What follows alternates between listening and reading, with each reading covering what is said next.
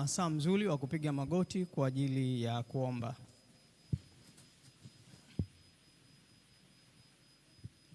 Tuombe.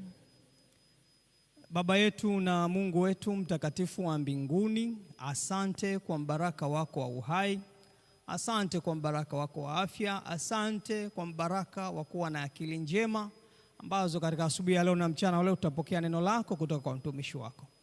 Baba yetu wa mbinguni, tumepiga magoti mbele ya uso wako tukijua kwamba ndiwe Mungu wetu, muumbaji wetu na ndiwe mkuu wetu. Mchana wa leo tunakabidhi mambo yetu mikononi mwako. Ikiwa ni magonjwa, ikiwa ni dhambi na udhaifu mwingine wowote, asubuhi ya leo tunaomba ukatuponye na kutufanya kuwa huru. Mtumishi wako atakaposimama, neno lako ambalo limeongoza kuandaa likatufae katika asubuhi ya leo, ili nia yake na nia yetu vikaende sawasawa na nia yako. Bariki binti zako, bariki vijana wako, bariki watumishi wako wote. Tutakapotoka hapa tukuone wewe. Tumeomba na kuamini kwa jina la Yesu Kristo. Amina.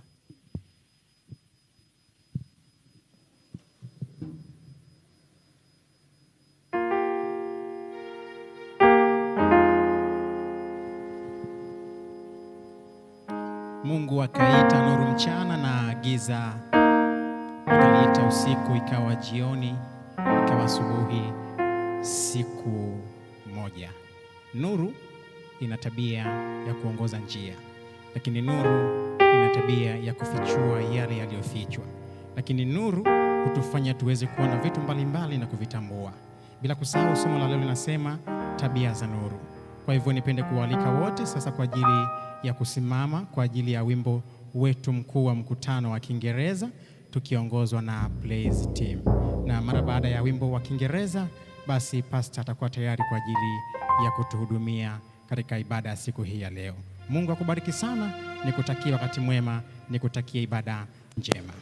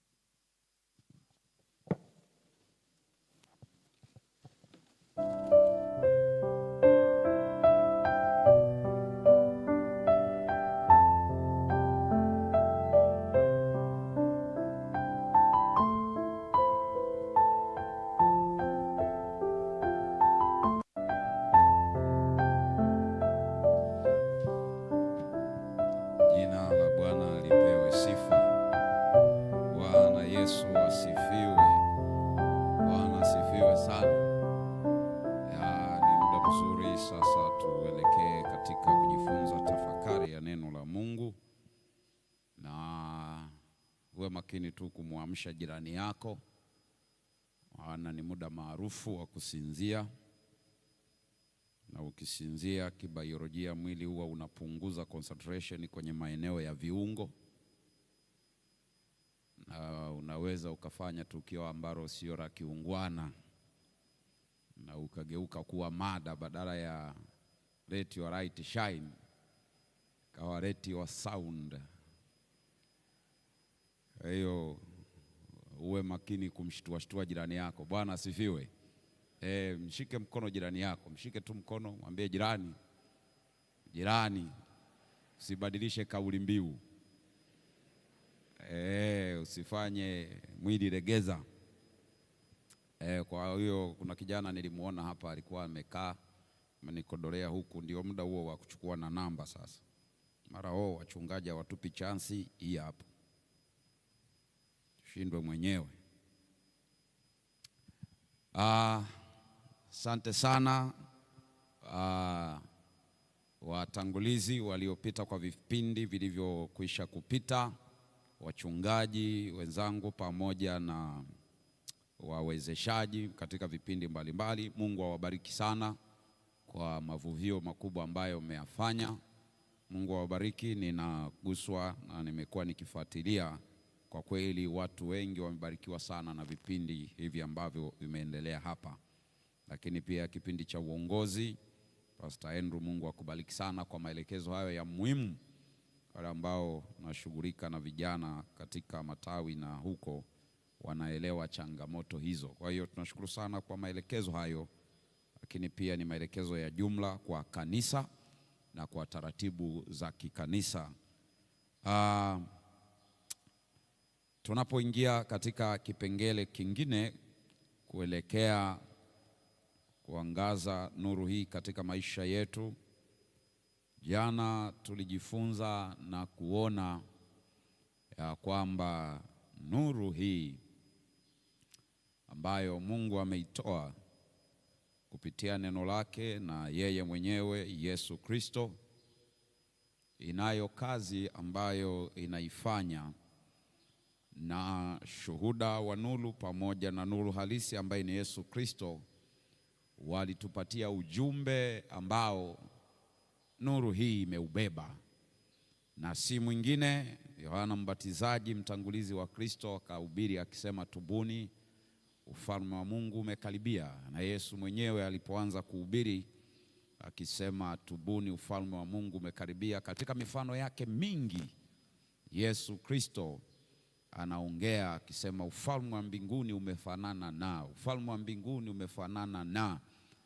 Alikuwa ni Mungu nuru akitoa ujumbe ambao umekuja kumtia nuru kila mtu, na anasema amekuja ulimwenguni ili watu watiwe nuru. Kwa hiyo ujumbe kutoka mbali kwenye nuru ukatuambia ya kwamba toba na maungamo ya dhambi, maana huyu ambaye alitanguliza Yohana ndiye atakayekuja kufanya ubatizo wa Roho na wa moto.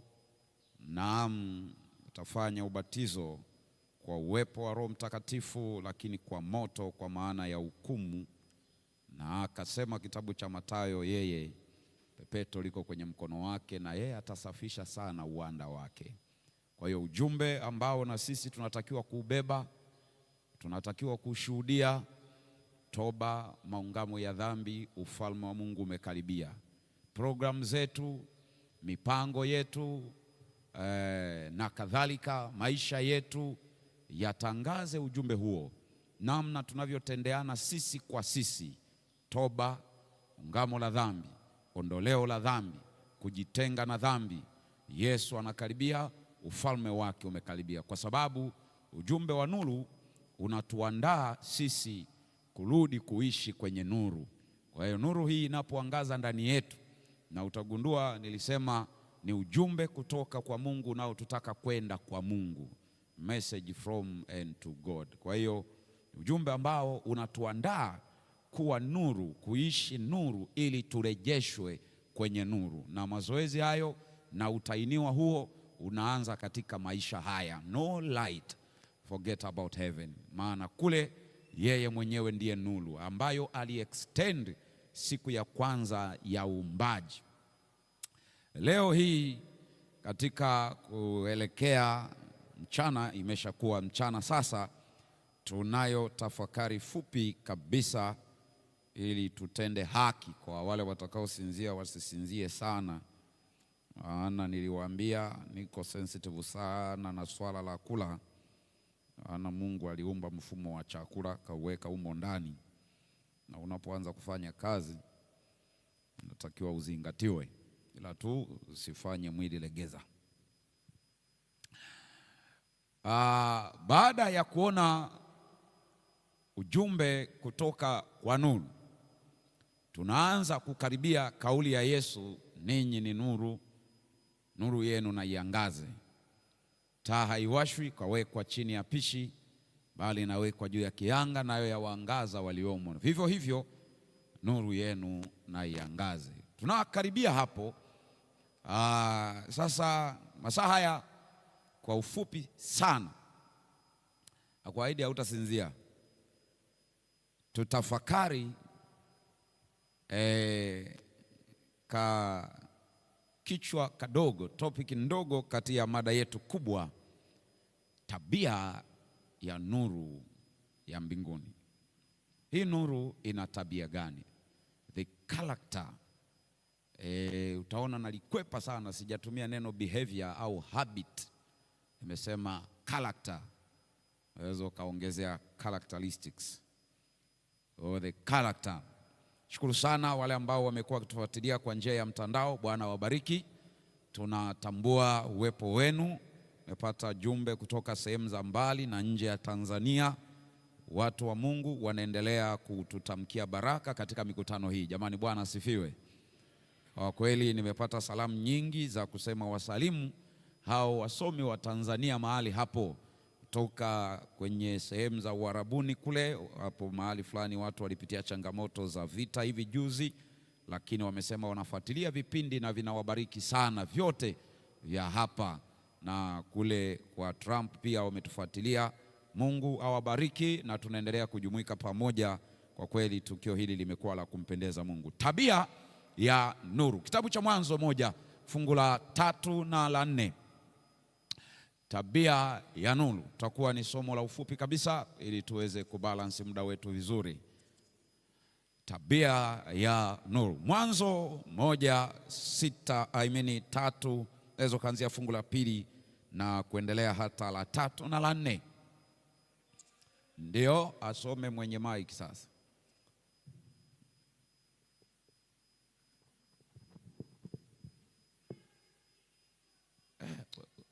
Sasa nimesema asome mwenye mic, anasoma ambaye hana. Yule dada mje mumpe mic, maana ameisoma kabisa tena kwa moyo. Mungu akasema iwe nuru, iwe nuru, ikawa nuru, ikawa nuru. Fungu la 4. Mungu akaiona nuru ya kuwa ni njema. Mungu akaona nuru ya kuwa ni njema. Mungu akatenga nuru na giza. Mungu akaitenga nuru na giza. Komea hapo. Rafiki yangu mmoja akaniambia, mchungaji akasema, pastor, kumbe Mungu akipenda anakutenga na giza. Alipenda nuru akaitenga na giza. Soma sasa mstari wa kwanza. Mstari wa kwanza, Mwanzo 1 anasema, hapo mwanzo Mungu aliziumba mbingu na nchi. Hapo mwanzo Mungu aliziumba mbingu na nchi. Fungu la 2. Nayo nchi ilikuwa ukiwa. Sikiliza maneno hayo, tunajifunza hapa somo fupi hili kwa ajili ya nuru. Maandiko yanasema wakati Mungu anaumba, hilo neno la hapo mwanzo tuna muda wa kulitafakari sana, maana sio mwanzo wa Mungu, nilisema hivyo, ni mwanzo wa uumbaji. Lakini anapofika fungu la 2 anasema nayo nchi ilikuwa ukiwa tena utupu. Maneno mawili hapo yaliyotumika, tohu bohu. Hilo neno tohu maana yake ukiwa, nayo nchi ilikuwa haina kitu. Tafsiri ya Kiingereza ikalipeleka kwenye chaos. Ile neno tohu, yani kulikuwa hakuna vurugu, hakuna utulivu. Kwa hiyo mwanzoni hakukuwa na maana, hakukuwa na harmony, hakukuwa na state ya uwepo wa vitu fulani. Kwa hiyo hapo mwanzo Mungu akaumba mbingu na nchi. Kwa hiyo huenda Mungu akitusaidia tutapata nafasi ya kupata hili kwamba kama hakukuwa na hii hali, nini kilikuwepo? Na ndipo swali muhimu la kithiolojia linaulizwa hapa. Je, katika hiki kipindi hapa katikati ya Mungu kuumba dunia na mpango wake wa kumuumba mwanadamu, hapa katikati hiki kipindi, wakati dunia haijaumbwa na mwanadamu hajafanywa, je, ndicho kipindi ambacho shetani alitupwa au shetani alitupwa baada ya mwanadamu kuumbwa? Mungu akitusaidia tutaona hayo majibu yatusaidie kwamba anapotupwa Ibilisi, kulingana na kitabu cha Ufunuo sura ya 12, kitabu cha Isaya na Ezekieli, ya kwamba ametupwa na umekatwa kabisa. Je, ni kipindi gani? Alitupwa wapi? Tutaona siku ya Alhamisi jioni tutakapozungumzia vita ya nuru na giza. Bwana Yesu asifiwe. Naam, kwa hiyo Mungu anapokuja kutamka, kwa hiyo keep in mind, hiyo iweke kwenye akili. Mengine tutayagusia hapo siku ya Ijumaa jioni, vita ya nuru na giza. Sasa Mungu akaja, tusema siku ya juzi wakati tunaanza, akatanguliza nuru. Leo nataka tuone tabia ya nuru. And the earth was void and formless, in chaos. Dunia haikuwa na umbile, haikuwa na form. It was formless, ilikuwa na machafuko. Kwa hiyo ni kweli ipo, lakini Biblia inapoanza kuelezea, inaanza kuelezea dunia ikiwa na sura mbaya sana, haielezeki. Nani, hauwezi ukapata maneno ya kuelezea. It was formless, haina maana. Kabla ya Mungu kutamka, kabla ya shughuli ya Mungu ya kwanza ya kuleta nuru, ili tuone tabia yake. Na leo tutazungumzia hiyo moja, ya kwamba Mungu alikuta haina utaratibu, haina mpangilio, haina ni formless, ni chaos, ni mvurugano, haieleweki. Na hii ni picha halisi, inaweza ikawa kwa maisha ya mwanadamu leo. Maisha ya mwanadamu leo, baadhi yetu formless, machafuko, is chaos. Sio nyumbani tunakotoka, sio changamoto za uchumi tunazopitia, is chaos. Wengine tumevaa tabasamu na sura nzuri na nguo safi, lakini reality ndani yetu ya moyo is chaos. Chaos kwa maana ya kuna ndugu anayejali, chaos ya maana ya kuonewa, chaos ya maana hakuna anayeweza kukuelewa na kufanya jambo fulani, ni mvurugo. Kwa hiyo hii huenda isiwe hali ambayo Mungu alikuta wakati anaanza uumbaji, huenda pia ikawa tafsiri ya maisha yetu leo, na huenda tukahitaji tamko moja ambalo ni tabia ya nuru, ilete nuru kwetu. Sasa basi, Mungu anapotamka, sauti ya Mungu inaposikika, na iwe nuru, na mara moja giza linaanza kupoteza mamlaka yake. Hii inatuonesha ya kwamba nuru si tu mwanga wa kawaida, bali ni nguvu ya kiungu iliyobadilisha hali ya uwepo wa vitu. Sasa katika maisha ya vijana wengi tunafahamu ya kwamba bila umbo, bila fomu, bila umbile, bila mpangilio, ndio maisha ya vijana wengi. Kwa sababu ukitafuta hapo utaona vijana wengi hawana mpangilio. Kuna ndoto nyingi lakini mwelekeo hakuna. Kuna vipaji vingi lakini nidhamu hakuna. Nguvu za kutosha, no purpose. Nguvu ya kutosha lakini makusudi hakuna. Na hilo ndilo giza linalokaa hapa. Kwa hiyo leo kuna vipawa, kuna karama, lakini formless, void, chaos, machafuko ya kitabia. Nilisema jana, vipawa na karama vinaweza vikakuinua mpaka juu kasifiwa, lakini tabia ikakushusha chini. Kwa hiyo maisha ya vijana wengi leo ni chaos, hayana mfumo, hayana mpangilio, hayajapangiliwa kabisa. Yanahitaji tabia moja ya nuru itakapotamka ili giza liondoke. Maana Mungu alipotamka let there be light, tayari giza likakosa nguvu, likaondoka. Na niliwaambia ya kwamba giza sio kinyume cha nuru. Giza sio kinyume cha nuru. Darkness is not the opposite of light. Darkness is the absence of light. Maana giza, darkness is an absence of light. Giza ni kutokuwepo kwa mwanga. Darkness is nothingness. Giza ni hakuna kitu. So the presence of light inaondoa uwepo wa giza. Kwa hiyo mwanga ukitokea, giza linaondoka. Huwezi ukaita mwanga ni kinyume cha giza, haiwezekani. Kwa sababu kisayansi mwanga una kipimo, mwanga una spidi.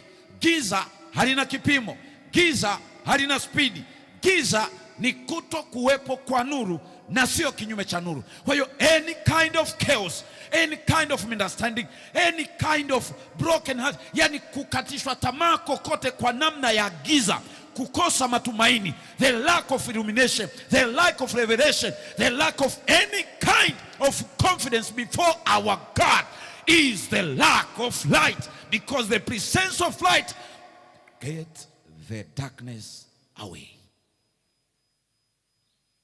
Uwepo wa nuru unanyong'onyesha giza, maana ndani ya nuru kulikuwa kuna uwepo wa Bwana. Ukatangulia ukaweka misingi ya kujenga na kuweka, ukaipa dunia maana. Ni kweli aliposema let there be light, na nuru iwepo, hakukuwa na miti, hakukuwa na mimea, hakukuwa na samaki, maji yalikuwa hajatengwa yatengane na ardhi, ili anga lilikuwa halijatengwa, ilikuwa ni chaos. Hakukuwa na namna yoyote inayoeleweka, maana alitenganisha anga, akafanya hivi, akatenganisha maji na ardhi. Havikuwa hivyo, lakini nuru ndio iliingia ikaweka foundation ya form ya muundo wa hivi vitu kuwepo. Kwa hiyo nuru ilipoingia, tabia ya kwanza ya nuru ni kutengeneza form. Bwana Yesu asifiwe.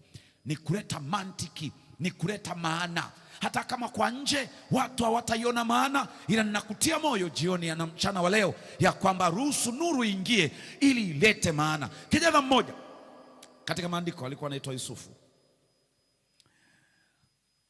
Muda wetu ungetosha, tungemulika hapa na nuru ingetumulikia.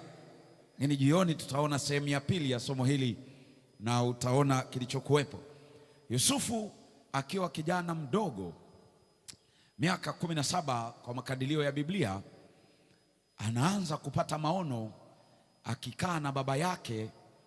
Na mtu mmoja akasema, pastor, nadhani huyu mzee Yakobo alikuwa na matatizo ya malezi. Akafundisha kabisa, sema tusiwe kama Yakobo.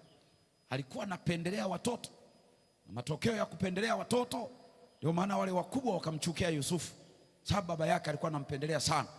Kanukuu na Biblia kabisa, maana alikuwa ni mwanae wa uzee, kwa hiyo alimpenda mno. Sema alimpenda kwa sababu pia alikuwa ni mtoto wa mke kipenzi chake.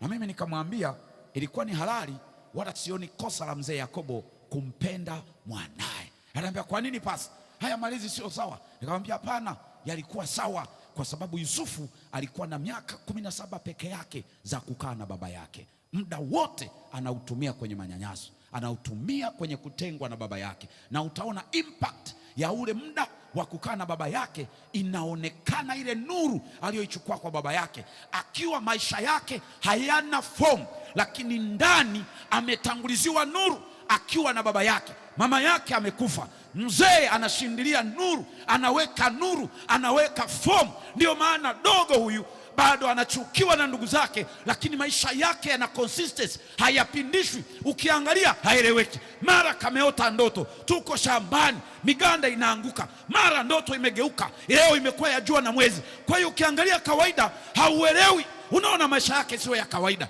Mtu anasema miganda imemwangukia. Haya, wakafasiri, wazazi wakashtuka walipoambiwa hii ndoto ya jua na mwezi na nyota 12 zinaangukia. Maandiko yanasema wazazi wakashtuka, wakasema wewe, ina maana na sisi tutakuabudu?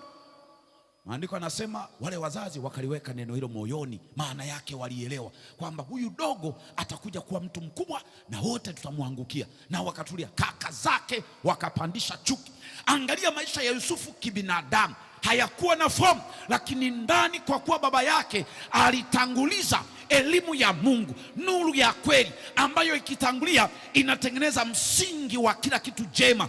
Unajenga tofali baada ya tofali, la uaminifu, la ujasiri, bila kuogopa, kutokata tamaa, kutokumsahau Bwana, kutokumkana hata katikati ya shida.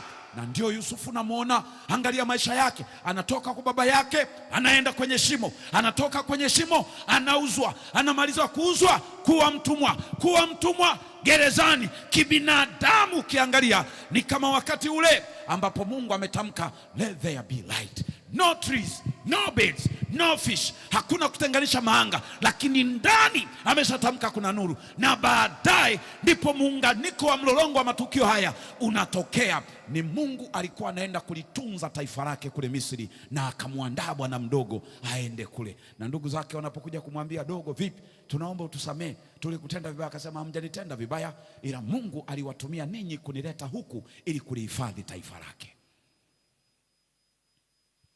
Tabia ya nuru mojawapo ni kutengeneza muundo wa maisha yetu, muundo wa tabia, muundo wa fikra. A blueprint ni ile copy original ya maisha yetu, ndiyo tabia ya kwanza ya nuru. Kwa hiyo nuru inapoingia kwenye maisha yako inatengeneza foundation, inatengeneza msingi wa tabia thabiti.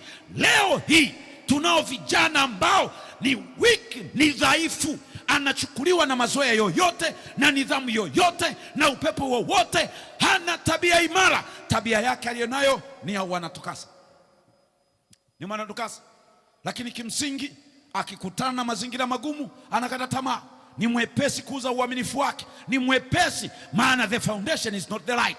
Bado tabia ya mwanga ya kwanza ya kuleta form ya kwamba mimi ninadhamiria. Yusufu anapoambiwa na yule mama, njoo ulale na mimi, anamwambia, wewe mama, ubaya na ufanyaje nimkosee Mungu wangu? Sio baba yangu aliyenipa maagizo. Maana leo tuna vijana ambao wanaogopa kutenda dhambi. Kuna vijana ambao msingi wao wa kuto kutenda dhambi ya zinaa ni kwa sababu ya ujauzito. Kwa hiyo kama swala la ujauzito lisingekuwepo, huyu ni mzinzi. Anaogopa kwa sababu kuna magonjwa. Hamna magonjwa, huyu ni mzinzi. Yaani uaminifu wetu na mwanga wetu umejengwa kwenye tabia ambazo sio imara. Kwa vile ni kiongozi wa tukasa, nikifanya hivi wakaniona je? Sio tabia yake. Na hawa ndio ambao wanaenda kuwa wazee wa kanisa, wanaenda kuwa viongozi, wanaenda kuwa wachungaji, wanaenda serikalini. Weak in character, tabia dhaifu. Kwa hiyo akikutana na upepo wowote ameenda. Hawa ndio ambao wanaenda kuwa baba wa familia. Piga picha, unaolewa au kuoa mwanamke ambaye tabia yake sio thabiti, immature, hawezi kujitawala popote. Akitoka kwenda semina, haoni sketi zimejaajaa, yumo. Toka kwenda semina, yumo. Atoke mahali wapi, lazima angalia upenyo, maana ni dhaifu. Bado msingi wa nuru, tabia yake haijamtengenezea, haelewi anakoenda. Formless is chaos, ni mvurugano. Na haya ndiyo maisha ya vijana wetu. Chochote kinamchukua na upepo. Hao nao wanavaa hivi, ameenda. Formless ni character. Hao nao wamekuja wanafanya hivi, ameenda. Hao nao wanadharau, yumo. Mizaya namna hii, yumo, na kadhalika. No purpose at all. Tabia ya kwanza ya nuru ni kuweka form. Bwana Yesu asifiwe. Mwambie Mungu, weka form. Ndiyo Mungu, nina karama ya kuimba, but let there be light.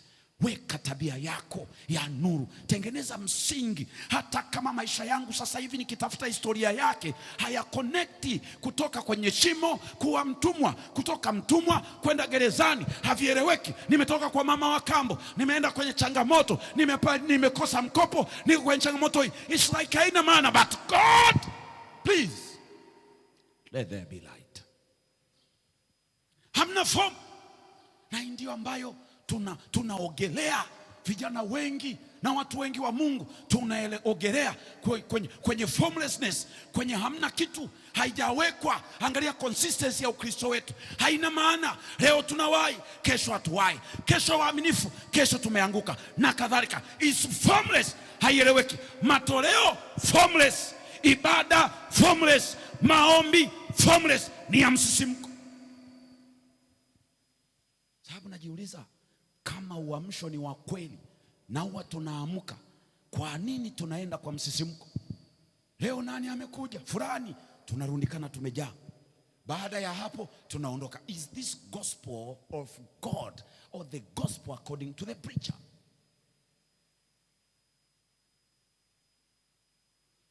Hii ni ibada ipi? Wakati wa mitihani tunajaa kwenye vyumba vya ibada. Pastor, mwiteni pastor tuombe, tunaingia kwenye kipindi cha mitihani bwana. Tujiweke wakfu. Tunaingia kwenye mitihani. Hii imekaribia hapo. Wakati karo hakuna, jamani wanatukasa mwenzetu hana. Wakati ipo huonekani.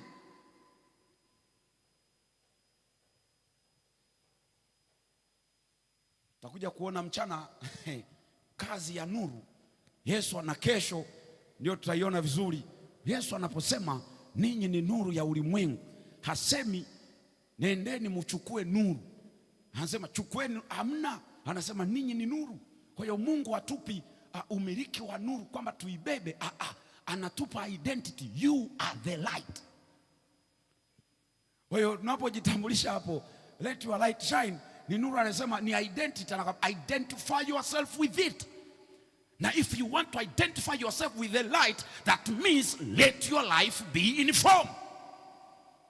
Maisha yako ya kiroho yaeleweke kabisa kwamba yule pale. Leo hii I am tired of the vijana ambao hawana msimamo, haeleweki. Leo hatuna msimamo, haupo. Hebu watu na wafahamu ya kwamba yule bwana ukimfuata kwa hili umefeli, acha tu.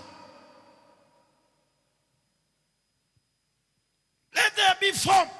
Tabia ya kwanza ya nuru ni kutengeneza msingi wenye maana, muundo wa kitabia, muundo katika ufahamu, ndio mafanikio yajengwe katika mfumo huo. Na ndipo Yesu anaongea katika fungu la Yohana sura ile ya kwanza na mstari wa 5. Msomaji tunapomalizia. Yohana 1:5 anasema. Yohana 1:5. 1:5 anasema nayo nuru yang'aa gizani. Tabia ya hii nuru ni kung'aa gizani. Tutaona hilo neno maana ya kung'aa vizuri jioni. Wala giza halikuiweza. Always darkness is weak before the light. Siku zote nuru ni dhaifu mbele ya giza. Nuru inapotokea ndio hivyo. Sasa angalia tulivyovurugiwa, viburi, kujiinua, kutokujali, mizaa, na shetani anapambana kabisa tusiruhusu nuru ya Kristo. Maana tukiwa na utaratibu, tukiwa na mpangilio, shetani ndiye baba wa disorganization. The chaos is devil himself, ndiye baba wa mivurugano. Maana katika kuvuruga ana manufaa, katika kuharibu ndimo anamoshindia, na ndio kazi yake siku zote. Is the devil. Hilo neno devil kwa Kiyunani diabolos ndio linatafsiriwa is to separate, to put a shadow, kuweka kivuli, kutenganisha, ndio maana ya hilo jina lake. Kwa hiyo ni kazi yake to separate. Ana separate kwa nini? Kwa kuweka mashaka. Ati Mungu ndivyo alivyosema, put the shadow. Kwa hiyo kwenye ujasiri ambao Mungu anaweka, yuko pale siku zote kupambana na nuru kwa kuweka shadow, kwa kuweka giza. And a kind of darkness is from the devil, because God is the father of light. Mungu ni baba wa mianga. Taliona hilo fungu jioni pia. Anaitwa baba wa mianga. Any formless in your life, any chaos in your life, hauoni mpangilio, tabia zako haziendi, maisha yako hayajalign na wokovu wetu tunaochuchumilia, please come back to the light. Rudi ili ijengwe tabia, utengenezwe mfumo. Wengi tuna mipango mikubwa hapa ya kufanya mambo makubwa kwenye maisha yetu. Tuna mipango, lakini what is the base? What is the foundation? Is it the light au ni maisha haya tu? Nini ni msingi wa ndoto na maono yako? Maana leo tuna ndoto nyingi ila hazina hekima. Leo tuna vijana wenye uwezo mkubwa, akisimama akaongea, lakini ndani yake hakuna msingi. Na ndio maana wanaibuka, baada ya miaka miwili unasikia ametoroka, baada ya miaka miwili ni mjamzito, baada ya mwaka aliacha kanisa, baada ya nini amefanya hivi, baada nini aliolewa kule, baada ya alifanya hivi. Wako wapi vijana wenye uwezo ambao watakubali formness yao, uwepo wao, muundo wao uwekwe kwenye msingi wa nuru, ambao huo ndio unaoshikilia uwepo wa dunia hata sasa. Bwana Yesu asifiwe. Mchana wa leo ninawatambulishia kwenu tabia ya nuru. Tabia namba 1 ya nuru ni kuleta umbile halisi ambalo dunia halikuwa haina, ni kuleta umbile halisi ambayo mioyo yetu ilikuwa haina. Na kwa kuwa ni uwezo kutoka kwa Mungu mwenyewe ambaye ndiye muumbaji wa aina zote mbili za uumbaji, uumbaji wa kwanza kwa maana ya creation na uumbaji wa pili kwa maana ya salvation, yani uumbaji wa kwanza kwa maana ya uumbaji na uumbaji wa pili kwa maana ya ukombozi. Yeye huyu ndiye analeta. Kabla ya kuumba mara ya kwanza anasema na iwepo nuru. Anapokuja kuumba mara ya pili kwa ukombozi kupitia Yesu Kristo, Yesu anajitambulisha, I am the light of the world, mimi ndiye nuru ya ulimwengu. Kwa hiyo uumbaji wote unatanguliwa na nuru. Any kind of creation, even of character, iwe ni ya tabia, iwe ni ya kiroho, iwe ni ya maisha, iwe ni ya ndoa, ya mafanikio, without the foundation of the light, which is the power of God, the life from God itself, haiwezekani kusimama na consistency ya maisha ya kiroho. Iruhusu tabia ya mwanga, tabia ya nuru, kabla haijamulika nje, ianze kutengeneza. Mwambie Bwana, mulika kwenye Ukristo wangu, tengeneza form ya Ukristo wangu, itengenezee hapa. Ni kweli haina consistency sasa hivi, mara nasoma Biblia, mara sisomi, mara naona maombi yana sawa, mara sioni yako sawa. Mungu tafadhali, nitengenezee form ya maisha yangu ya kiroho. Tafadhali Mungu, nitengenezee form ya maisha yangu ya kiuchumi. Make it. Tafadhali Mungu, create, tamka, let there be light. Maisha yangu ya uchumi siyaelewi, hayana msingi, hayaeleweki anakokwenda. Maisha yangu ya kifamilia na mahusiano, Mungu ninakuomba yatengeneze form. Sielewi nahitaji mtu wa namna gani kwenye mahusiano, itengeneze form. Sielewi ni mwanamume gani sahihi ambaye umekusudia, tengeneza form. Maana leo niko na huyu, naona huyu anafaa, nikiona mwenye hela naenda, nikiona anayejerewa na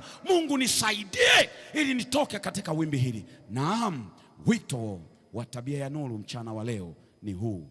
Wangapi wanaruhusu nuru iwe msingi wa maisha yao? Hata kama maisha yanaonekana hayaeleweki, Mungu anaruhusu uende huku kama Yusufu, uende kule, lakini baadaye akiconnect dot, ndipo napata nukuu ya Mama Ellen White katika kile kitabu kinaitwa Help in Daily Living, kwenye mada inayosema discipline in trials. Anasema trials and obstacles are God's chosen methods. Majaribu na vikwazo ni njia alizozichagua Mungu kumchonga mtu anayemtaka. Na anasema mtakasaji wa dhahabu huwa hatupii mawe yasiyo na thamani ndani. Kwa hiyo anayachukua yale mawe yenye thamani, anaingiza kwenye joto linayoyeyusha impurities zingine, na inabaki dhahabu yenyewe. Anasema kama asingeona thamani kwenye haya mawe, asingepoteza muda wa kusafisha. Kwa hiyo kuna saa Mungu anaruhusu pattern za changamoto, maana kuna impurities anazitoa, anazisafisha, anatengeneza form. Kwa hiyo usinione ya kwamba na kadhalika, usimdharau mtu ya kwamba mbona sasa hivi yuko hivi. No, is a masterpiece in the making. Bwana Yesu asifiwe. Unaweza kuona ni mvuta bangi ndio, lakini akikubali form itake place, tabia ya nuru ichukue, maana utaielewa. Wako ambao walidharaulika lakini leo wanasimama, ni wachungaji, ni watu waliofanikiwa, ni watu walioendelea, lakini wakati wanaanza hakukuwa na form. Wametoka kwenye familia za kimaskini, wametoka kwenye familia za kipagani, wametoka kwenye kutendewa ubaya. Wapo waliotapeliwa mali zao, wapo walioteswa, wapo waliotekwa na kuonewa kwa kila namna. Hakukuwa na form, ila walipokubali kujisalimisha chini ya bendera ya Mungu, badala ya mambo yale kuwaumiza na kuwakatisha tamaa, yalikuwa yanawaandaa kuwa watu bora sasa hivi. Na sasa ni wazazi bora, na sasa ni kina mama bora, na sasa ni kina baba bora. Kwa hiyo usione tu mtu aje hivi hivi, wanatengenezwa. Na kama hatutaki tabia ya nuru ya kuweka form, leo hii tukiwa vijana wenye nguvu, tutegemee taifa la ovyo linalokuja, tutegemee kanisa la ovyo la watu ambao ni formless, wazee wa kanisa formless. Na kama tutaruhusu hiyo, tutaona maajabu duniani na kanisani.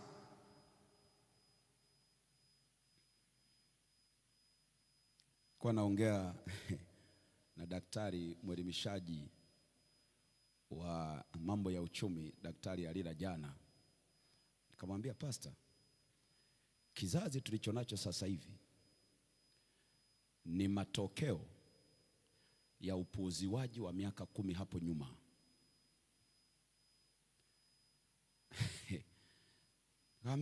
Nikamwambia dokta, kizazi tulichonao cha wanatukasa ni wanaasa walioandaliwa kwenye asa, wenda na wachungaji kama sisi. Shukuru Mungu, mwaka jana tukiwa kwenye summit, mchungaji Lendu aliongea maneno makubwa wakati tuko kwenye semina ya machaplain. Baada ya kuonekana chaplainsia sio neno zuri kulisema, ni kama sehemu ya kuadhibia watu. Akasema kwa hiyo watu wanakuja na msongo. Na mimi nimetupwa. Umetupwa na nani? Wameniona sifai. Kama ufai kweli. Hapo pastor akasema kama wamekupeleka hapo wanasema ufai, usionyeshe ufai kwa kulalamika, waonyeshe kwa kufanya kazi. Bwana asifiwe. Kwa hiyo tuna kizazi ambacho huenda kilihudumiwa na watu wenye msongo, wanaobeba matukio, wanaobeba kukataliwa. Lakini tuna kizazi ambacho kilitelekezwa kwa mafundisho. Tuna kizazi ambacho huenda kama kanisa tunaona bado kupeleka ujumbe kwao hakufai, ni wanachuo. Lakini namshukuru Mungu kwa neema hii, Bwana asifiwe, ya kwamba tunapata nafasi ya kuja kukumbushana mambo haya.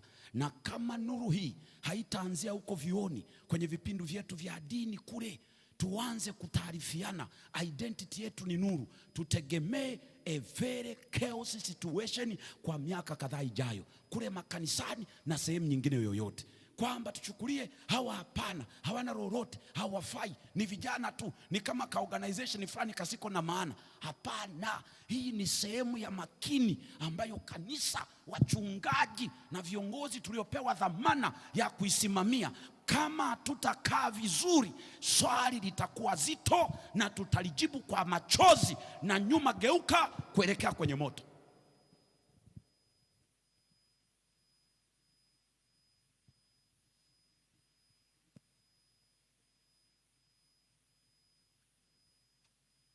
Manunguniko, lawama ni hatua ya kwanza kuelekea kwenye uharibifu wa kihuduma na kadhalika.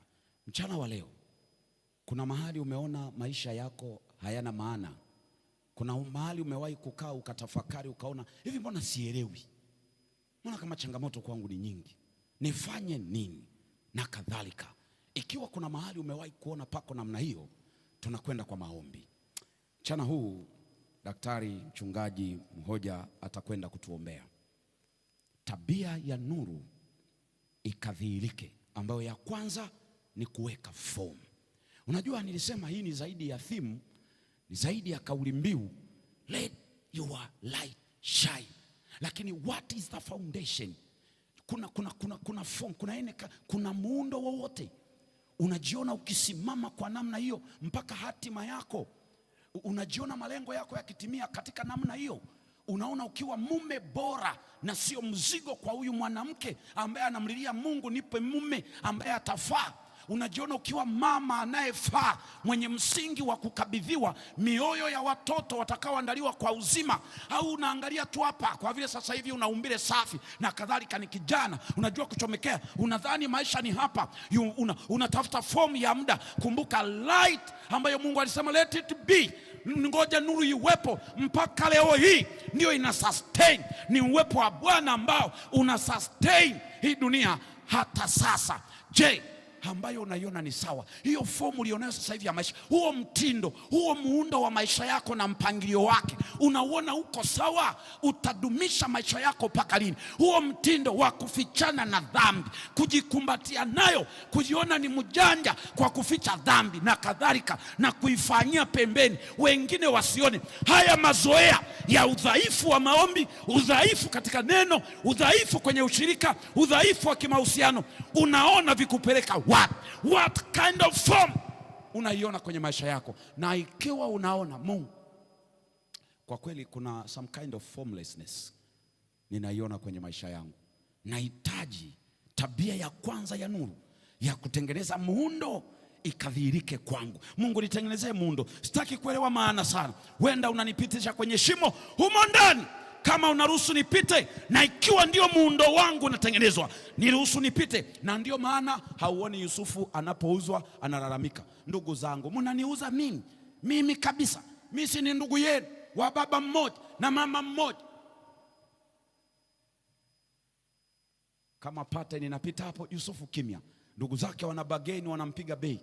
Mama Potifa anamsingizia, dogo amenyamaza, maana msingi wake ulikuwa umeshatengenezwa. Anajua maisha yangu. Na dogo anapoulizwa mwishoni anasema, hamna Mungu, nyinyi hamkunileta huku, Mungu ndiye aliyenileta. Na maandiko yanakiri hivyo. Ukisoma kisa chote cha Yusufu utasikia anasema, and God was with Joseph, and God was with Joseph. Mungu akawa pamoja na Yusufu.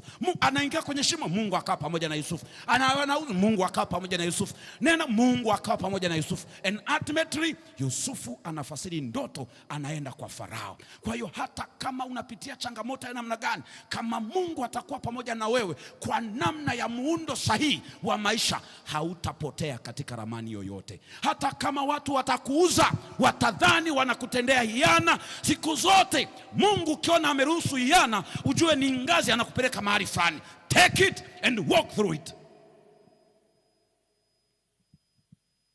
Wangapi wanasema, ninaona kwa kweli kuna mahali muundo wa maombi yangu, muundo wa tabia yangu haukuwa sawa. Naomba Mungu tabia ya kwanza ya nuru idhihirike kwenye maisha yangu.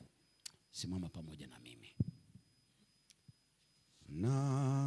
Nataka imani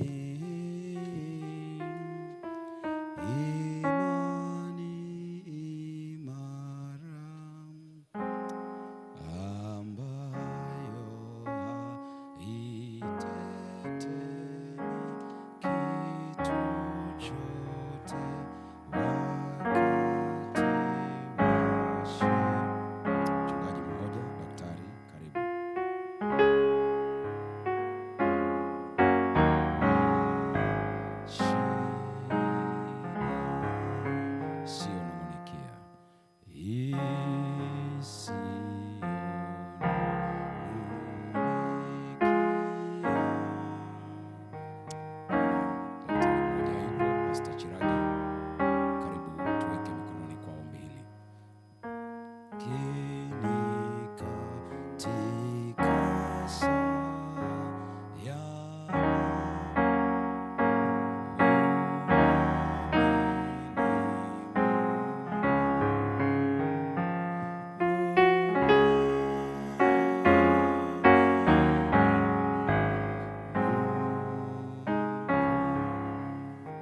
Wapendwa, huenda ukadhani unahitaji mtaji kutoka serikalini.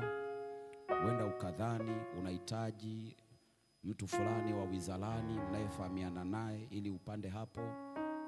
Lakini ninakutangazia, wako walio na fedha, wako walio na marefaris, wako wenye ndugu zao, lakini tunavyoongea hivi tabia zao zimeharibika. Ni waraibu wa madawa ya kulevya. Nini matokeo ya ufisadi unaoendelea serikalini?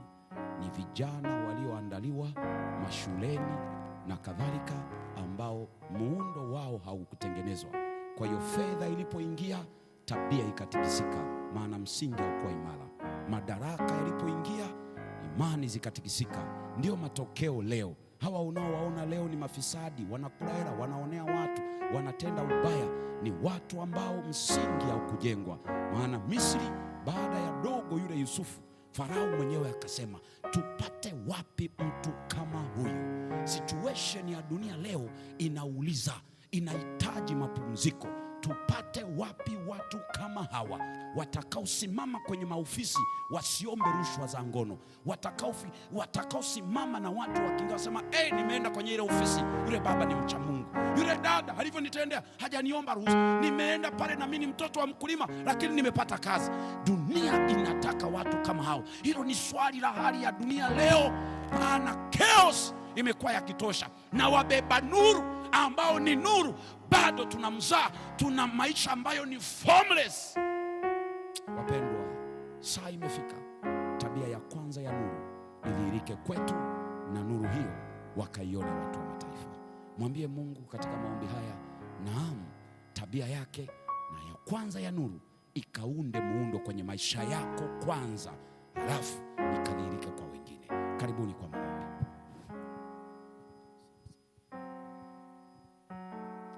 Basi tuombe. Mungu wetu na Baba yetu uishie mahali pa juu mbinguni, tunalihimidi na hakika tunalitukuza jina lako. Asante kwa neno la uzima mchana huu wa leo ulilonena nasi kupitia kinywa cha mtumishi wako Mchungaji Mbogo. Kwa kweli amesema haki yote. Wewe ulikotamka, nuru imebaki katika ulimwengu huu, ikiongoza ulimwengu huu hata leo. Ninaomba Yesu, tuwekee msingi imara, kama ambavyo ulitamka na nuru ikawa. Tamka nuru tena katika maisha ya mtu fulani. Inawezekana kuna walio katikati ya masomo yao, lakini wana changamoto na giza limefunika, hawaoni nuru. Itakuwaje wamalize masomo yao? Ninaomba Bwana ukawatamkie nuru tena katika kusoma kwao. Walio na changamoto ya kupata ada, tamka nuru ili ada zikapatikane katika kusoma kwao. Walio katikati ya mahusiano dhaifu, mahusiano yenye failure, mahusiano yenye kudhalilisha na kulitukanisha jina lako, giza hilo liondolewe kwa wewe kutamka nuru katika maisha yao. Wale ambao Bwana wanatamani kuwa watu fulani katikati ya maisha yao, ninaomba nuru yako na ikaangaze mbele ya maisha yao. Asante Yesu, kwa sababu lolote unalolifurahia na kulipenda uligubika kwa nuru, ili liendelee kung'aa na kudumu kwa muda mrefu. Katikati ya umati huu mkubwa wa watu, kila mmoja umwandae kuwa nuru kokote mahali atakaposimama. Na mtumishi wako aendelee kupata neema ya neno la uzima kila atakaposimama. Ujumbe wake ukaguse maisha yetu, tabia zetu zikang'ariziwe na nuru yako, na Bwana tukakukimbilie unayetubadilisha na kutuweka sawa kufaa kwa ajili ya wokovu. Asante kwa mchana huu wa leo, tupe neema ya kusikilizishwa tena sauti yako. Nimeomba ni katika jina lako Yesu Kristo, amen.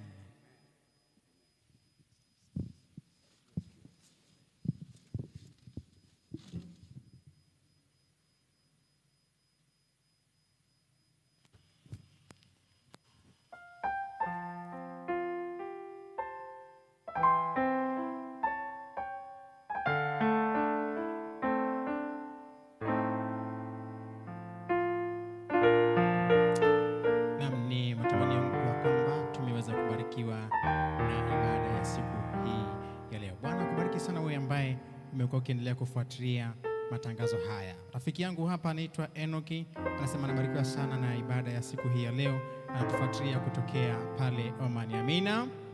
Basi na kwa wakati huu nipende kuwakaribisha kwaya ya Tukasa Musti kwa ajili ya kumtukuza Mungu kwa wimbo mmoja. Wakati huo kwaya ya Tukasa Muse tukiwa tunajiandaa, tukiwa tunaendelea kusubiri utaratibu wa chakula, kwaya hizo mbili watakuwa wakiendelea kumtukuza Mungu kupitia uimbaji. Lakini ninaomba niwakumbushe jambo moja, ya kwamba tutakapokuwa tukiondoka hapa ndani, tukumbuke kuondoka na chupa zetu za maji. Tukiondoka nazo, tuziweke sehemu sahihi ambayo tunatakiwa kuweka. Lakini kwa niaba ya timu nzima ya mawasiliano, nyuma ya kamera tulikuwa naye Oswald Puza, lakini Alex Mchachi na Gladi Manyana. Bwana aweze kubariki wale wote ambao wameendelea kutufuatilia katika matangazo haya kupitia channel ya Magomeni SDA Church, lakini pia kupitia Tukasa STO TV pamoja na Seki TV. Endelea kufuatilia matangazo haya, na mara baada ya chakula tutakuwa tukiendelea na vipindi vyetu vya mchana wa leo, ambapo tutakuwa na kipindi cha mahusiano pamoja na uimbaji na vipindi vingine vya workshop ambavyo tumekuwa tukiendelea navyo. Bwana wabariki. Sina la ziada katika mchana huu wa leo. Nikutakie ibada njema, nikutakie mapumziko mema, nikutakie mlo mwema. Tukasa Musti, karibuni kwa wimbo. Bwana aweze kuwabariki.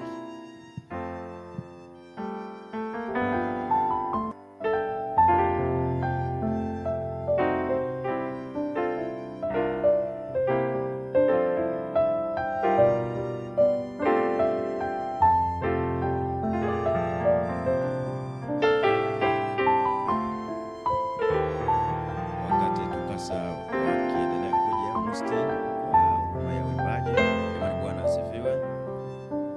Tunashukuru Mungu kwamba tumeendelea kupokea wachungaji wetu na hata mchana wa leo na wengine tangu asubuhi wametufikia. Na wengine tuliwatambulisha jana, bahati mbaya ni kwamba walikuwa hawajafika. Tunaye mchungaji Laswai ambaye ni chaplain wa kanda ya Dar es Salaam kutoka East Coast Tanzania Field. Pastor, unaweza ukasimama ukatupungia mkono kama ishara ya kutusalimu. Asante sana, anatusalimu Pastor Laswai. Lakini pia tumempokea na ametufikia kwetu kujumuika nasi. Huyu mwingine ni mchungaji Yona Mabu, mkurugenzi wa idara ya huduma za vijana, chaplainsia na muziki kutoka Central Tanzania Field. Pastor, unaweza ukasimama ukatupungia mkono kama ishara ya kutusalimia. Asante sana. Lakini pia tunaye mchungaji Yusufu Juma, mkurugenzi wa idara ya huduma za vijana, chaplainsia na muziki kutoka SEC. Pastor, unaweza pia ukasimama ukatupungia mkono. Kwa hiyo tunaendelea kubarikiwa na uwepo wa walezi wetu. Jamani, Bwana asifiwe. Lakini pia tunaye mchungaji Mugwenya Hezron Mugabo, mkurugenzi wa idara ya huduma za vijana kutoka Southern Highland Conference. Pastor, pia unaweza ukasimama ukatusalimia. Amen. Nadhani ni hawa ambao wametufikia kwa leo, lakini pia huenda kama kuna mchungaji ambaye amekuja, chaplain ama mchungaji tu wa mtaa amekuja kujumuika pamoja nasi. Mgwenya Magoma tulishamtambulisha. Naona unamuuliza tayari. Huyo tayari. Asante sana Musti. Ni Musti nye? Yes, Musti kwaya, karibu sana. Jamani, mnasemaje kwa Musti hata kabla hujaanza kuimba? Kuna wengine jana pia niliona wana majoho. Kwa kweli kwaya zetu zikiwa na majoho zinapendeza sana. Tunawaombea na wengine wote, Bwana atujalie tushone majoho. Safi sana na Bwana wabariki sana Musti. Karibuni kwa ibada.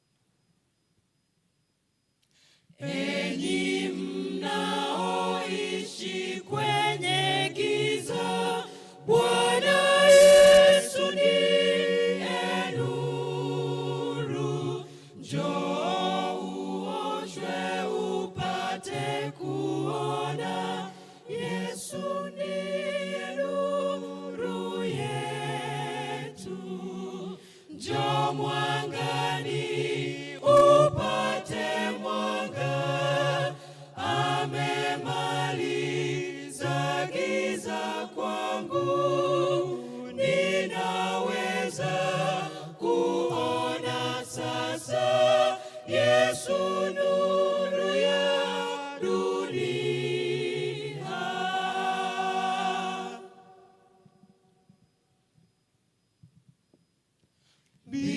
Mbinguni hakuna haja ya nuru, Bwana Yesu ndiye nuru. Kwenye mji ule wa dhahabu, Yesu ndiye nuru yetu. Njoo mwangani upate mwanga, amemaliza giza kwangu.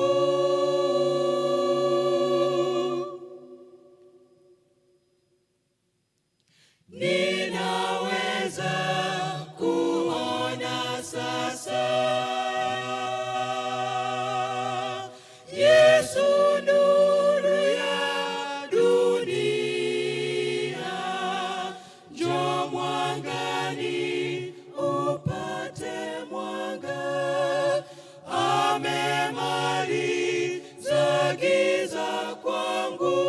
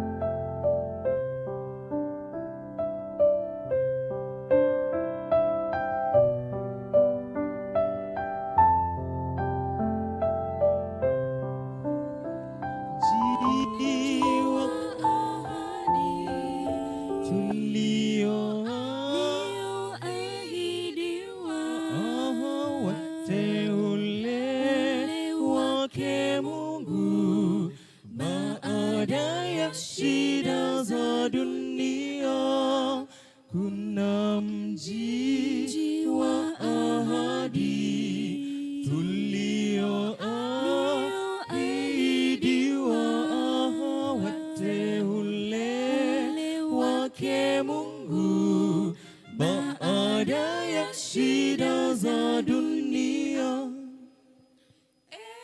Natamani nisikose mji ule, Yerusalemu, ni amani, furaha tele, kuishi na Yesu mfalme wetu. Natamani nisikose mji ule, Yerusalemu, ni amani, furaha tele, kuishi na Yesu mfalme wetu.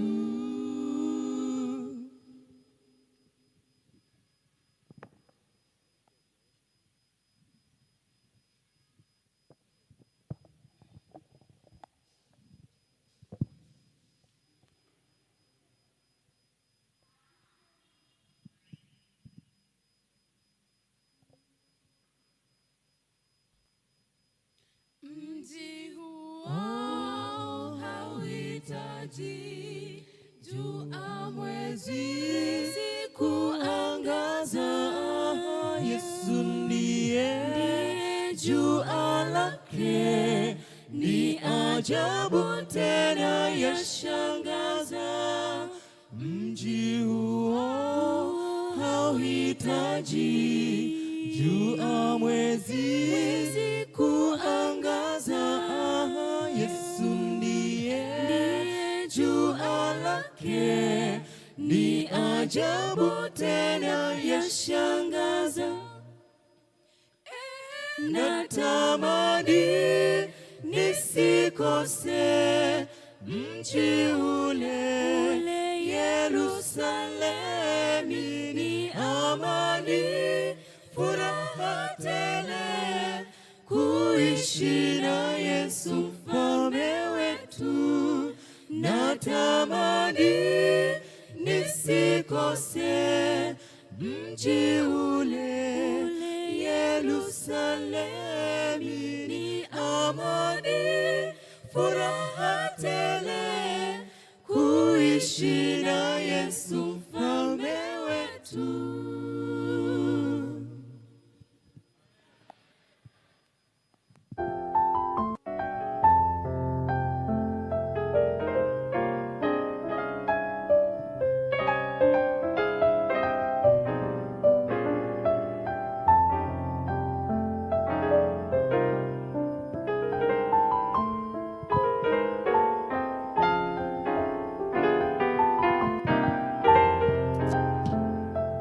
Kwa zaidi ya miaka 12 kwaya ambayo inakuja kuimba sasa hivi imekuwa ikimtumikia Mwenyezi Mungu, na siku ya leo wanataka watuambie kisa cha mwanamke ambaye kwa zaidi ya miaka 12 alikuwa akipitia changamoto nyingi sana, lakini kwa sababu ya kukutana na mtu sahihi katika maisha yake imemfanya yeye aweze kuwa shuhuda ambaye siku ya leo tunaenda kusikiliza ushuhuda wake kupitia kwaya hii ya TIA DSM. Lakini baada ya hapo atakuja Jessica Mjema kutupatia nyimbo moja, na tuendelee kwa uvumilivu pale ambapo tunasubiria utaratibu wa chakula, tokana na kipindi kifupi cha uimbaji. Mungu akubariki sana.